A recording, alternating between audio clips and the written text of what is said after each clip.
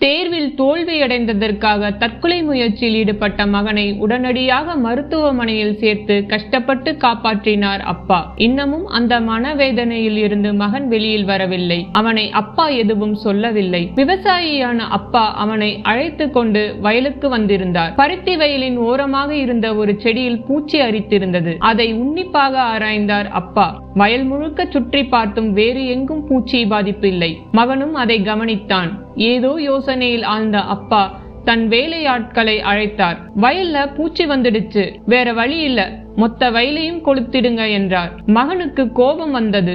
உங்களுக்கு என்ன பைத்தியம் பிடிச்சிருக்காப்பா? ஒரே ஒரு செடியில பாதிப்பு வந்ததுக்காக மொத்த வயலையும் கொளுத்துவீங்களா என்றான்.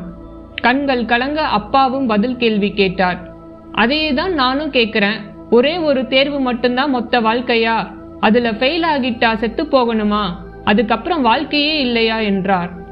மகன் உண்மை புரிந்து அப்பாவை அணைத்து கொண்டான்.